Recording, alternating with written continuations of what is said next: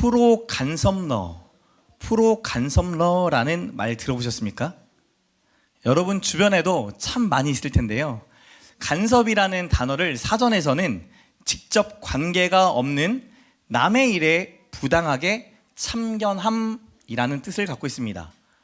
본인은 좋은 뜻에서 그런지 몰라도 상대방의 취향이나 기타 등등은 고려하지 않고 간섭하는 사람, 선이라는 것이 있는데 선을 넘나드는 사람, 그런 분들에게 요즘 많은 사람들이 하는 말이 간섭러다라는 말을 씁니다. 여기에 전문가를 뜻하는 영어 프로, 이 프로라는 단어를 합쳐서 프로 간섭러라는 단어가 있는데요. 옆 사람 보면서 이렇게 질문해 봅시다. 혹시 당신이 프로 간섭러입니까? 이 프로 간섭러라는 의미가 크게 두 가지로 사용됩니다. 첫 번째는 간섭을 너무 많이 하는 사람, 특별히 잔소리 많이 하는 사람. 두 번째 의미로는 프로답게 선을 지키며 조언을 아주 적절하게, 적절한 때에 하는 사람, 진짜 저 사람은 프로다. 이 상반된 의미, 이 두 가지를 가지고 프로 간섭러라는 단어를 사용합니다. 여러분은 간섭하는 사람 좋아하십니까? 오늘 본문은 바울의 기도입니다. 에베소 성도들을 향해서 바울은 끊임없이 간섭하는 아버지와 같은 모습을 보여줍니다. 저는 이 성경을 읽다가 묵상하다가 야, 이 바울 진짜 줄기차게 간섭하고 있네. 이 사람이야말로 프로 간섭러가 아닌가라는 생각이 듭니다. 자신의 위치를 생각해 보면 지금 바울은 어디에 있어요?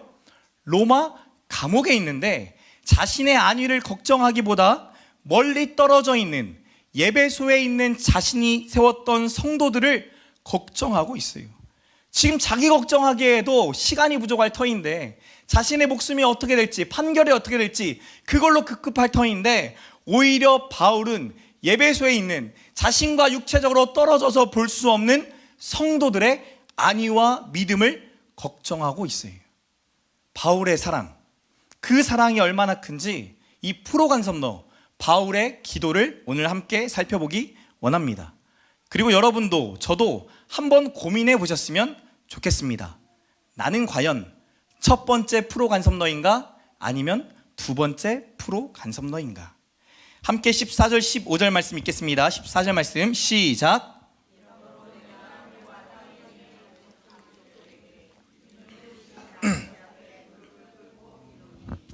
하나님을 각 족속에게 무엇을 주신 아버지라고 말해요?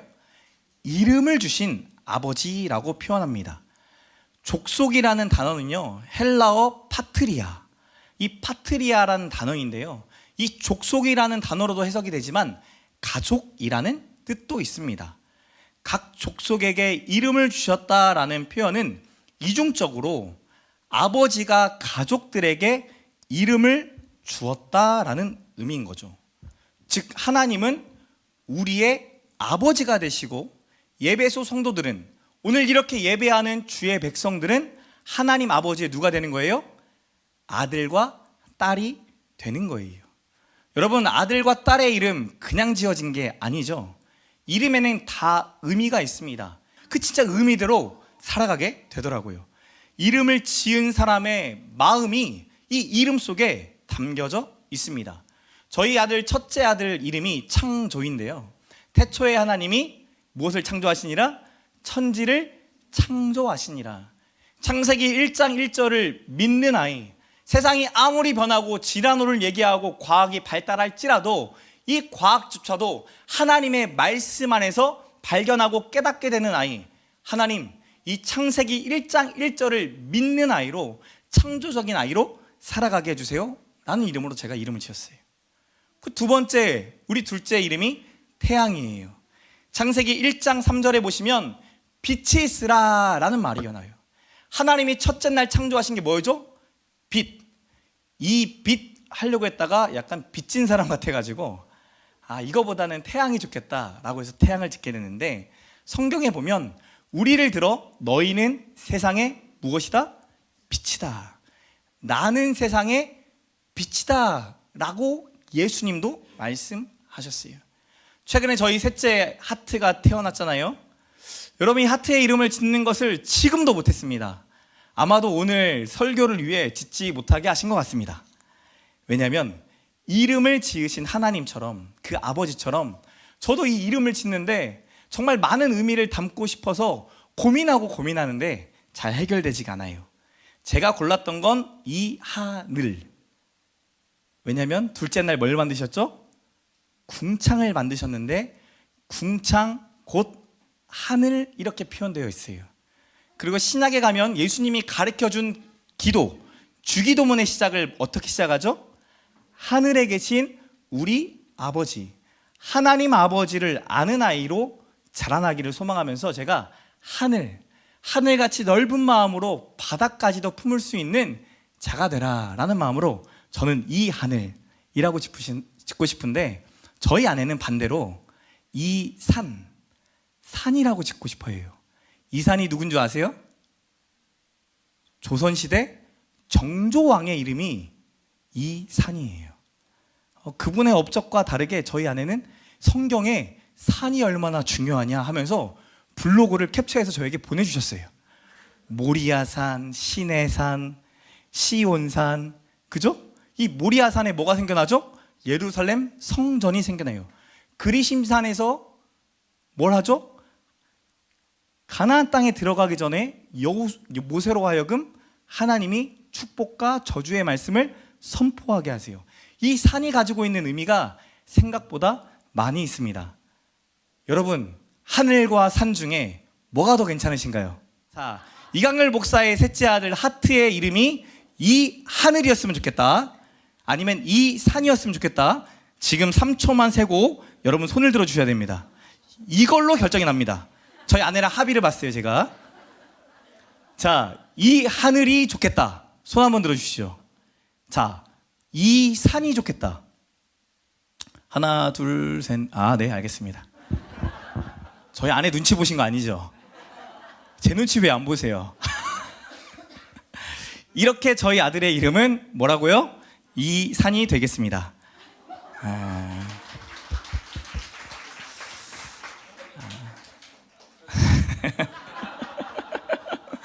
뭐 이런 교회 여러분 처음 보셨죠? 저도 처음 봐요. 신혼부부들이요, 지금부터 아이의 이름을 지으시고 성경 속에서 여러분 각자가 가지고 있는 그 하나님이 주신 마음 가지고 지으셨으면 좋겠어요. 저와 여러분도, 우리 자녀들도 믿음 안에서 그 이름대로 살아가는 축복이 있기를 소망합니다. 바울은 아버지가 아들의 이름을 짓는 것처럼 하나님은 저와 여러분에게 의미와 마음을 두신 아버지다라는 것을 오늘 본문이 강조합니다. 이어 모든 족속을 창조하신 하나님, 그리고 우리에게 이름을 주신 아버지 앞에 바울이 무엇을 꿇고? 무릎을 꿇고 기도했다, 빌었다라고 고백합니다. 유대인들은 일상적으로 서서 기도합니다. 여러분 나중에 유대교 한번 쳐보세요. 유대교 기도라고 쳐보시면 유대인들이 기도하는 모습을 볼 수 있어요. 근데 그분들이 기도하고 말씀을 어떻게 읽냐면 몸을 막 앞뒤로 가면서 하나님 아버지 감사합니다, 감사합니다, 감사합니다, 약간 주문 외우듯이 실제로 이렇게 외우고, 어떤 분은 또 옆으로 왔다 갔다 하면서 성경을 봐요. 되게 신기해요. 그런데 지금 반대로 바울은 서서 기도하는 것이 아니라 뭐하고 기도한대요? 무릎을 꿇고 기도한대요. 여러분 한번 생각해 보십시오. 여러분은 언제 무릎을 꿇습니까? 간절할 때, 특별히 하나님 앞에서는 나의 깊은 죄를 하나님 앞에 회개할 때, 하나님의 특별한 은혜와 도우심을 구할 때 우리가 무릎 꿇고 기도하잖아요. 자기 자신의 문제가 너무나 큰 고통으로 다가오는 분들이 그래요. 절규라는 단어가 떠오를 만큼 하나님 앞에 납작 엎드려 무릎을 꿇고 눈물이 마치 홍수가 될 만큼 하나님께 부르짖는 어머니들의 기도가 있어요. 이번 주에 제가 서울에 계신 지사님께 전화 한 통화를 받게 됩니다. 자녀가 조금씩 변해가고 있다라는 거예요. 그러면서 목사님, 저 참 힘들었어요. 그런데 여전히 힘들어요. 여전히 힘든데 하나님께서 우리 아이 사랑해 주시는 것이 제 눈에 보여요. 조금씩 변화되어 가는 것이 보여요. 그래서 그거 믿고 계속 기도하고 있어요. 목사님도 저희 아이 위해서 간절히 기도해 주세요. 사랑하는 어머니들이여, 여러분은 자녀들에게 무엇을 남겨주시겠습니까? 우리가 과연 자녀들과 언제까지 함께 할 수 있겠습니까? 저도 여기 저희 어머니가 계시지만 정말 감사한 건 어릴 때마다 어머니의 간절한 눈물의 기도를 전 듣고 자랐어요. 교회에서, 가정에서 저를 놓고 누나를 놓고 하나님 앞에 눈물로 기도하는 그 기도를 들려주셨어요. 제가 어떻게 방황할 수 있겠어요? 제가 어떻게 방황했다가 꼭 그 자리에 있을 수 있겠어요? 하나님의 선하신 자리로 옮겨가지 않았겠어요? 저와 여러분도 하나님 앞에 간절한 기도를 남기는, 믿음의 유산을 남기는 저와 여러분 되시길 축복합니다. 예배소 성도들을 위해 무릎을 꿇고 기도하는 바울의 모습은 예배소 성도들을 영적인 아들이자 영적인 딸로, 바울 스스로 영적인 아버지로 여겼던 것으로 보여집니다. 여러분 너무 부럽지 않습니까? 친부모가 아닌 어떤 누군가가 나를 위해 이렇게 무릎을 꿇고 간절하게 기도해준다. 나를 지지해주고 나를 응원해준다. 마음과 물질과 시간을 다하여 돌보고 돌봐준다. 혹 여러분도 이런 관계 있으신가요? 근데 그런 놀라운 일들이 주 안에서 지금도 일어나요. 여러분도 여러분의 눈을 뜨고 여러분에게 주신 믿음의 동역자들이 이 시간 보여지기를 소망합니다. 진정 서로의 허물을 덮어주고 믿어주고 기도해주고 섬김받고 섬겨주는 영적인 어른들을 만나게 되기를 축복합니다.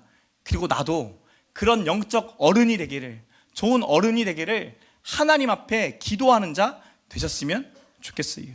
지난주에 한 집사님이 저에게 찾아와 주셔서 권면하신 게 너무나 기억에 남아요. 많은 고민 속에 저에게 찾아오신 것 같아요. 그리고는 조심스럽게 저희 어머니 사모님이 좀 어떠신지 물어보시는 거예요. 잘 회복되고 계신지, 마음은 좀 평안해지셨는지 물어보시면서 사모님이 마더와이즈, 어머니가 아이들을 어떻게 양육해야 하는지 하는 그런 프로그램을 한번 배워보시고 저희 어머니들에게 알려주시면, 교육해주시면 어떨까요? 라고 물으시는 거예요. 그동안 사역하시면서 만나왔던 수많은 가정과 또 저와 누나를 기르면서 길렀던 영적인 노하우를 같이 나누고 같이 알아가면 좋겠다, 같이 접목해서 했으면 좋겠다라고 저에게 제안해 주시는 거예요. 그러면서 하시는 말씀이, 제가 배우고 싶었는데 저보다 사모님이 배우시고 저희를 가르쳐 주시는 게 더 효과적일 것 같아요. 제가 찾아보니까 온라인 강의로 들으면 되고, 그리고 서울에 한 번만 다녀오시면 되더라고요 라고 저에게 말하는 거예요. 여러분, 제가 너무나 감동이 됐어요. 왜냐하면 저만 어머니를 돌보고 저만 어머니를 살피는 줄 알았는데, 우리 집사님도 주변에 있는 많은 성도들도 저희 어머니를 돌보고 살피고 함께 하나님의 나라를 어떻게 지어갈 수 있을까 고민하고 있더라는 거예요.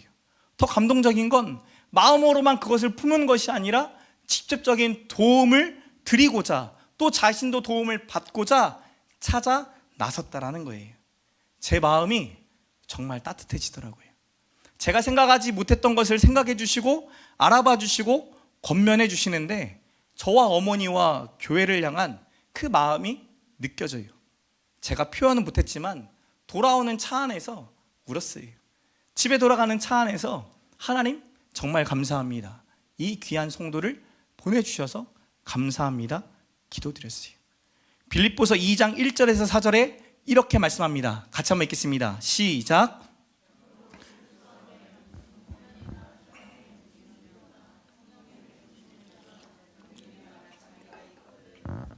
마음을 같이하여 같은 사랑을 가지고 뜻을 합하여 한 마음을 품어 아무 일에든지 다툼이나 허영으로 하지 말고 오직 겸손한 마음으로 각각 자기보다 남을 낮게 여기고, 여기 4절이 중요해요. 4절 같이 큰 소리 읽겠습니다. 시작. 자기 일을 돌볼 뿐더러 또한 각각 다른 사람들의 일을 돌아보아 나의 기쁨을 충만하게 하라. 나의 일을 돌볼 뿐만 아니라 남의 일을 돌보아 나의 기쁨을 충만하게 하라. 또 다른 한 성도는 저에게 소정의 금액을 보내시면서, 목사님 이번에 아들 둘하고 여행 다녀오세요 라고 하는 거예요. 제가 깜짝 놀랐어요. 사실은 왜 그러냐 했더니 자기 자신 자식과 함께 대화를 하다가 너 이번 방학 동안 하고 싶은 게 뭐야? 라고 했더니 엄마와 함께 여행 가는 거. 그 얘기를 듣는데 목사님도 자녀와 함께 여행을 가면 얼마나 좋을까, 얼마나 풍성해질까 생각이 들었다라는 거예요. 생일을 맞아서 저에게 소정의 금액을 보내시면서 다녀오시라고. 제가 너무나 마음이 따뜻해지더라고요. 한국교회에 이런 프로 간섭러들이 많이 있습니다. 이런 프로 간섭러들이 너무 많이 있어요. 교회를 세워가고 한 영혼을 세워가는 영적인 프로 간섭러들이 많이 있었어요. 그런데 어느 순간부터 성도들 안에 겸손한 마음이 사라지고 목사들 안에 겸손한 마음이 사라지고 사랑이 사라져가니 남의 일을 돌보기보다 나의 일을 돌보기 시작하고 나의 말을 하기보다 남의 말을 하는 자들이 많아지기 시작했어요. 그래서 세상도 교회도 서로 욕하며 살아가죠. 교회는 다를 줄 알았는데 예수 믿는 사람들도 똑같네. 여러분, 이제는 달라져야 합니다. 하나님의 나라를 보여줘야 돼요. 집사님들이 보여주었던, 저에게 보여줬던 그 간섭, 그 프로 간섭러와 같은 영적인 도전이 저와 여러분에게 있기를 축복합니다. 그분들을 통해 저는 하나님의 나라를 이번 주에 경험한 거예요. 저와 여러분을 통해 하나님의 나라가 임하는 것을 보게 되는 놀라운 축복이 있기를 소망합니다. 영적인 프로 간섭러였던 바울은 영적인 아들, 딸을 위해 16절부터 19절까지 하나님 앞에 간절한 간구를 합니다. 세번역 성경이 조금 더 이해가 쉬워서 여러분에게 같이 읽고 싶은데요, 여러분이 바울의 심정으로, 영적 아버지의 심정으로 16절부터 19절 말씀을 같이 읽어보겠습니다. 앞에 보시고요, 같이 세번역 성경으로 같이 읽겠습니다. 시작. 아버지께서 그분의 영광의 풍성하심을 따라 그분의 성령을 통하여 여러분의 속사람을 능력으로 강건하게 하여 주시고 믿음으로 말미암아 그리스도를 여러분의 마음속에 머물러 계시게 하여 주시기를 빕니다. 여러분이 사랑 속에 뿌리를 받고 털을 잡아서, 자, 읽어드릴게요. 모든 성도와 함께 여러분이 그리스도의 사랑의 너비와 길이와 높이와 깊이가 어떠한지를 깨달을 수 있게 되고 지식을 초월하는 그리스도의 사랑을 알게 되기를 빕니다. 그리하여 하나님의 온갖 충만하심으로 여러분이 충만하여지기를 바랍니다. 여러분 좀 이해가 되세요? 바울이 예배소 성도들을 위해 하나님께 무릎 꿇고 기도하는 이 기도의 내용이 이해가 되십니까? 성령으로 속 사람이 강건해지고 믿음으로 그리스도가 너희 마음 가운데 머물게 되고 지식, 우리의 생각과 경험을 초월하는 그리스도의 사랑을 알게 되며 하나님의 그 충만하심이 성도들의 충만이 되기를 기도하고 있어요. 무릎을 꿇고 구하는 바울의 기도는 눈에 보이는 외면적인 것이 아니라 내면적인 것이죠. 속사람, 믿음, 사랑, 충만. 믿음, 사랑, 충만. 속사람이 강건해지는 이 모든 것은 누구로부터 옵니까? 하나님으로부터 오는 거예요. 여러분, 속사람이 강건해지는 것이 내 뜻처럼 되지 않습니다. 이번 주에 지인 목사님들을 만났는데 안색이 너무나 안 좋으세요. 교회 주변에 한 알코올 중독자가 오게 됐다라는 거예요. 이 알코올 중독자가 교회에서 예배만 드리면, 집회만 하면 나와서 온갖 쌍욕을 퍼붓더라는 겁니다. 경찰을 부르고 관할 구청에다 신고를 하기 시작하고 새벽에도 시도 때도 없이 목사님, 사모님 교회에 막 전화하더라는 거예요. 교회 행사가 있는데 방해를 하더랍니다. 심지어 장례식이 거행되고 있는 와중에도 그 장례식장에 와서 행패를 부리고 쌍욕을 저지르더라는 거예요. 사람들이 모여있는 곳 앞에서 사모님을 바라보며 온갖 쌍욕을 퍼부었대요. 죽이려고 달려드는 사람처럼 그 사람이 달려들었다라고 말을 해요. 사모님이 응급실에 실려가고 목사님은 먹지 못하게 되고 지난 2주 동안 그 교회 예배당에서 예배하지 못했다라는 말을 하세요. 죽이려고 달려드는 사람 앞에 속 사람이, 여러분의 마음이 강건하기가 쉽습니까? 만약에 여러분이 그 목사님이라고 한다면 어떻게 하시겠어요? 그리고 내린 결론이 뭔 줄 알아요? 교회 예배당을 옮기기로 결정하셨어요.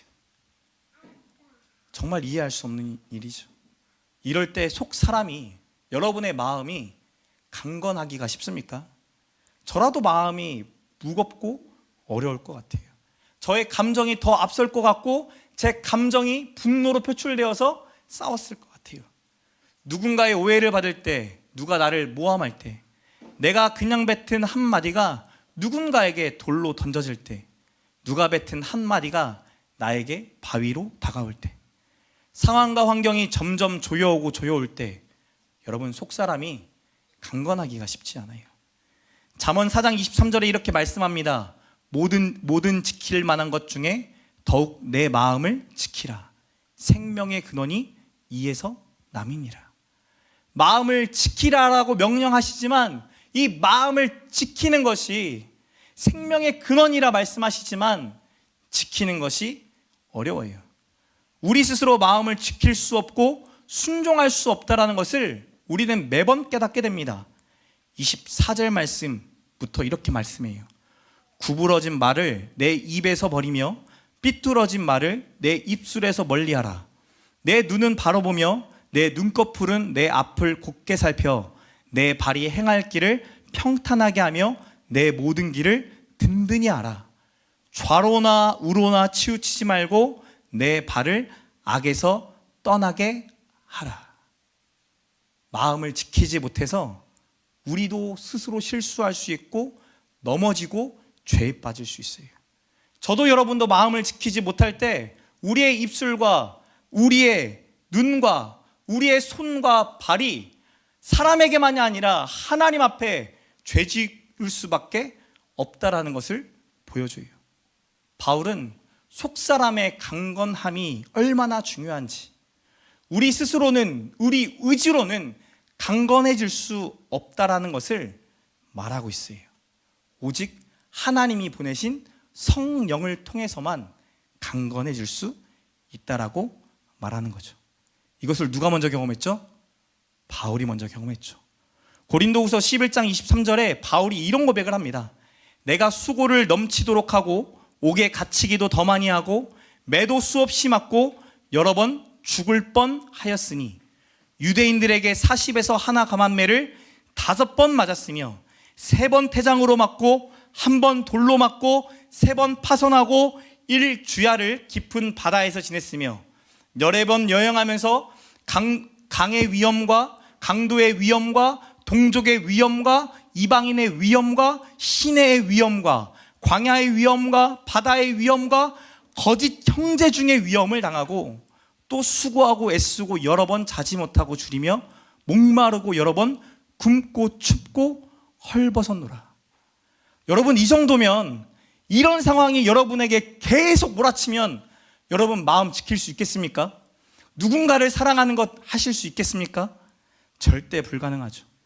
자기 자신을 위한 일도 아니고 남들에게 복음을 전하기 위하여 하나님의 나라를 내가 누리는 것처럼 너도 누리기를 원한다라는 믿음의 선물을 전하러 가는 이 바울에게 상식적으로는 속사람이 건강할 수 없는 일들이 너무 많이 일어났어요.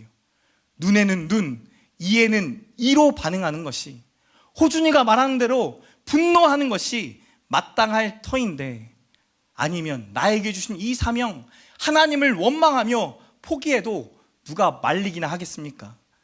그 정도면 누구보다 열심히 했어. 그만해도 누가 뭐라고 안 한다. 정말 수고 많았잖아. 이렇게 말하지 않겠습니까? 그런데 28절에 바울이 이런 고백을 합니다. 우리 28절 말씀 같이 읽겠습니다. 시작.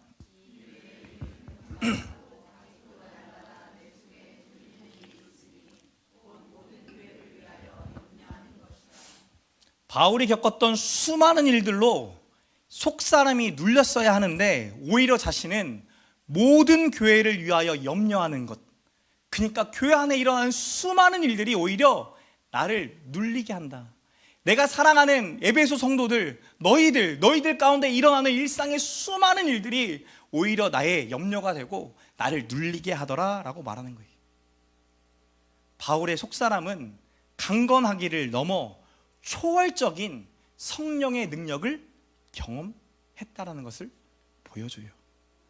저도 여러분도 속사람의 강건함을 위해 기도하기를 축복합니다.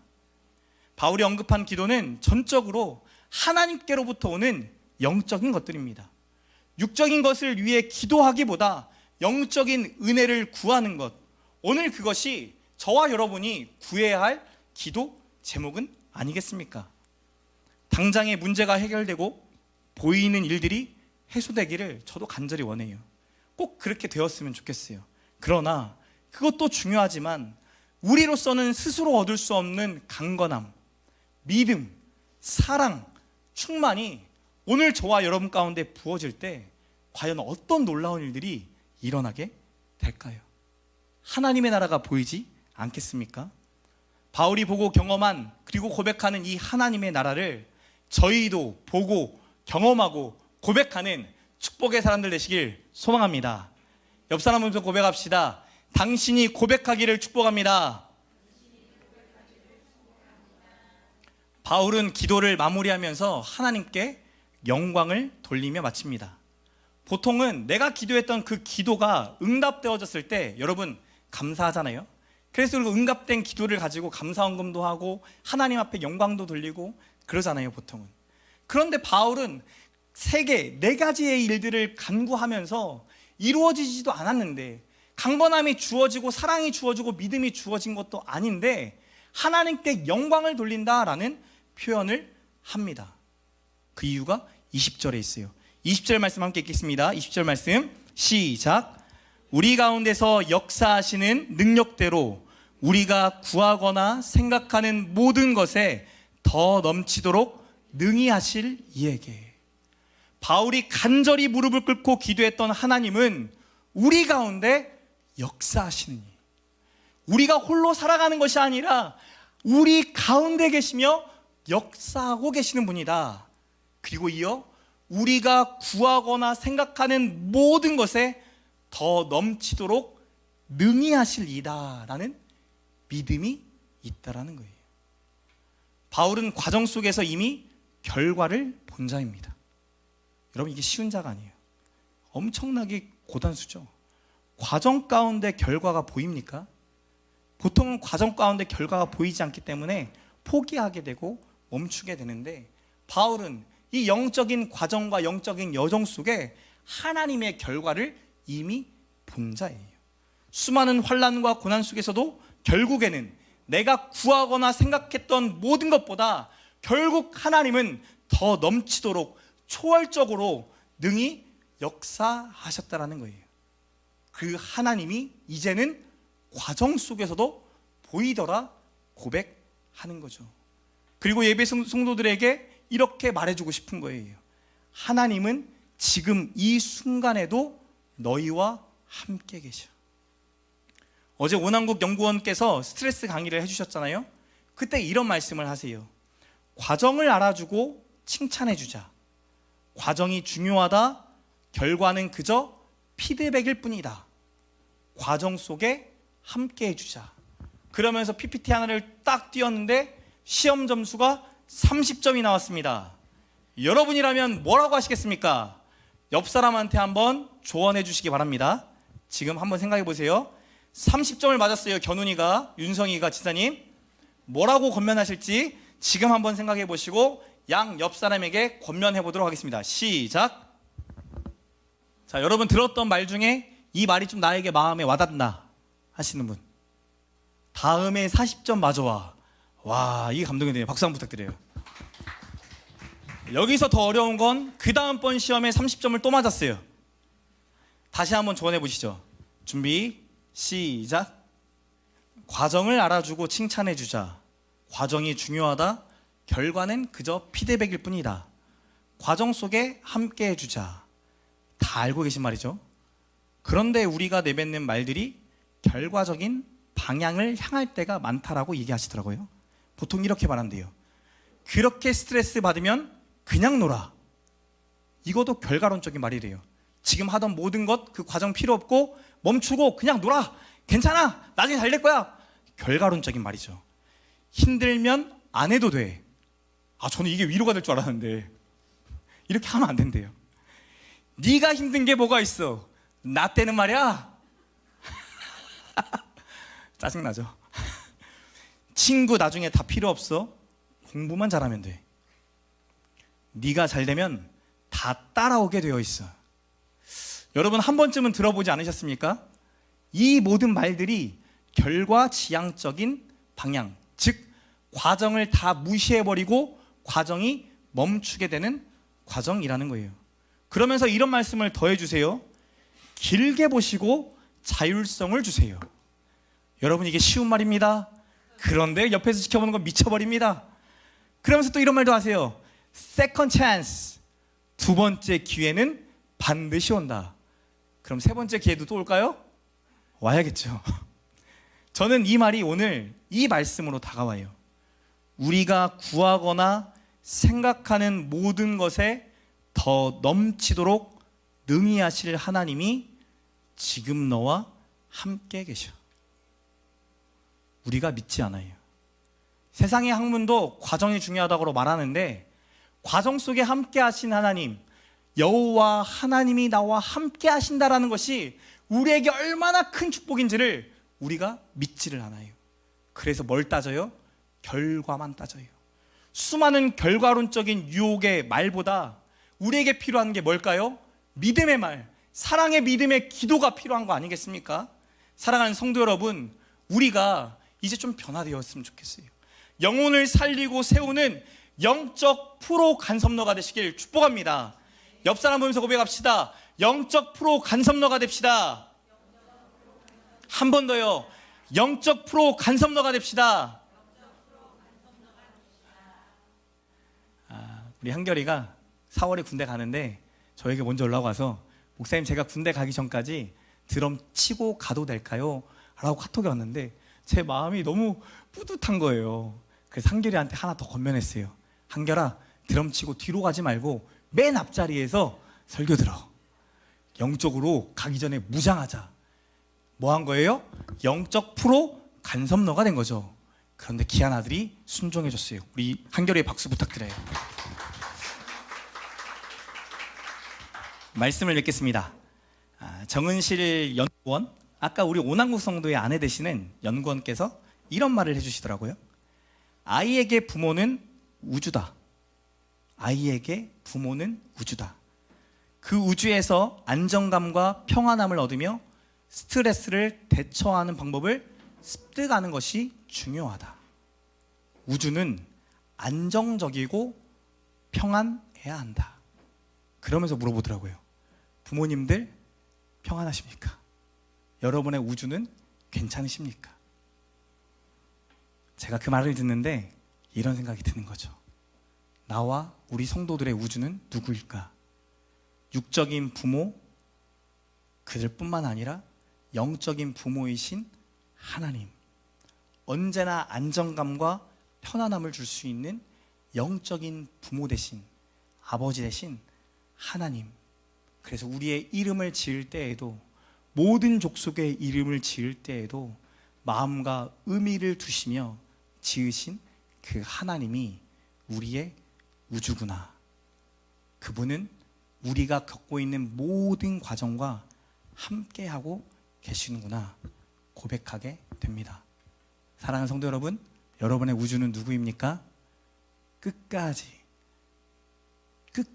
따라와서 끝까지 말씀하시는 프로 간섭러 하나님이 여러분의 우주인 줄 믿으시기 바랍니다. 우리도 그 하나님 닮아 영적으로 프로 간섭러의 삶을 살아가는, 이 세상에 꼭 필요한 하나님의 메시지를 남기는 저와 여러분 되시길 축복합니다.